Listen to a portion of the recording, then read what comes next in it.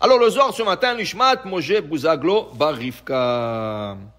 Il dit ici, Tachazé, viens voir Rabbi Shimon Chaim nous dit, Zakaïn et nous tzadikaya, dit Genez Leu Kama Tavin la Walma. Les tzadikim sont chanceux parce qu'Akadosh Baruch Hu leur réserve une grande récompense pour le monde à venir. Okay? Il dit, Velet atar pnimaa bechol inun, ke inun de yad eraza de mareon. Et ceux qui reçoivent le plus de récompenses, c'est le tzadikim qui connaissent les secrets de leur maître. Okay? Qu'est-ce que c'est connaître le secret de leur maître?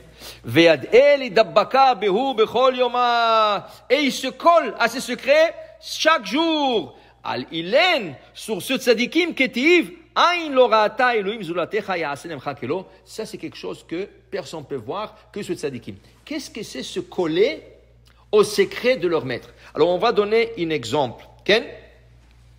Il dit ici le Zohar, il dit ilun דחקין למילה דחוכמתה ודאיקין לה ומחקן לה למידה ברירה דמילה ושתמודן מרום. Ceux qui voient quelque chose d'intéressant, ils vont aller chercher le sod, le secret derrière cette chose. Alors par exemple la prière. La prière. Okay? Je vais vous donner un exemple. Regarde. Dans la prière, il y a des gens qui disent aujourd'hui dans notre 2020, il y a des gens qui te disent, tu sais, depuis qu'il y avait le virus, okay, les gens priaient chez eux et les gens te disent, je n'ai jamais eu ce sentiment de concentration. Chez moi, il n'y a pas de vitesse. Je me suis concentré dans la prière. Vous croyez que c'est bon ça? Ça c'est le Yetzer Hara. Pur Yetzer Hara. Ils voulaient habituer les gens de rester chez eux. Alors quoi, on fait plus minyan? Alors le Chachamim qu'ils ont dit qu'il faut 10 personnes, et la Torah qui dit qu'il faut faire la Kedusha, le Kaddish, quoi, on fait plus ça? Quoi, ils savaient pas que prier chez soi, seulement quoi, qu'est-ce qui arrive? Ils sont habitués, ils disent chez eux, c'est tranquille. Alors le gars il se lève à 9h, à 10h, il fait sa prière comme il veut, il n'a pas de travail ce jour-là, alors, mais c'est pas une vie ça. La vie c'est de se réveiller tôt, aller à la prière, aller au travail, ça c'est la cour de la vie normale. Okay? Les gens se sont habitués à une vie tordue. Et malheureusement, ils la voient belle. Okay? Mais une chose, oui. Une chose qu'ils ont, oui, raison, que quand ils étaient chez eux, ils avaient plus de temps à méditer sur la prière. Ils peuvent faire la même chose à la synagogue. Ils peuvent faire exactement la même chose à la synagogue. Prends ton temps. Personne. Je compte Izri Alek. Qui c'est qui court après toi? Fais à ton rythme. Ah, le Hazan est déjà ishtabah. Laisse le Hazan. Si tu ne peux pas prier en rythme du Hazam, laisse-le. Prie à ton rythme. Concentre-toi. Alors voilà, par exemple, il dit le Zohar, ceux qui cherchent la Chokhmah, ceux qui cherchent le derrière texte. Qu'est-ce qui se trouve derrière le texte? Alors par exemple, qu'est-ce qu'il nous dit le Rabbi Nishraï?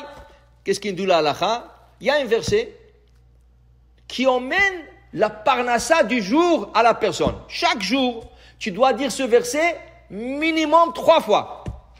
Et la halakha dit, quand tu l'as dit et tu t'es pas concentré, tu es obligé de le répéter. Le verset s'appelle Poteach et yadecha umasbia lechol chay ratzon. Alors tu as dit Poteach et yadecha umasbia lechol chay ratzon. Tu arrives déjà, Vaivarech David. Vaivarech David et Adonai elene kol hakal. Tu dis aïe. Quand je dis Poteach et yadecha, je l'ai dit trop vite, j'avais même pas le temps de penser. Qu'est-ce qu'il dit le Shulchan Aruch? Tu dois arrêter. Tu es obligé de dire là-bas, Poteach et yadecha, parce que le premier n'est pas valable. Tu comprends? Tu le dis 3 fois par jour. Pourquoi? Pour qu'au moins sur le 3, une fois, ça serait correct. Mais selon la halakha de Shachrit le matin, le premier Poteach et yadecha, il y a 2 Shachrit. Il y a Poteach et yadecha avant la Hamida, il y a Poteach et yadecha après la Hamida. Le premier, c'est le plus important. Celui-là, si tu n'as pas fait la Kavana, tu arrêtes avant Ishtabach, tu dis Poteach et yadecha. Après la Hamida, tu dis Poteach et yadecha. Parce que tu l'as raté le premier. Qu'est-ce que c'est Poteach et yadecha? Tout ce que tu as à penser, selon le Pshat, Hachem, tu ouvres tes mains. Alors tu dois voir, comme métaphorique, comme si Hachem ouvre les mains, et il envoie l'abondance sur terre. Toi, tu es sur terre, et tu reçois l'abondance au ciel. Qu'est-ce que tu fais? Tu ouvres tes mains. Okay? D'où ce qu'on apprend d'ouvrir le main du roi Salomon. Le roi Salomon, quand il a inauguré le Beth Amikdash, c'est écrit Veyadav Prusot Hashamayma. Il prie à Hachem.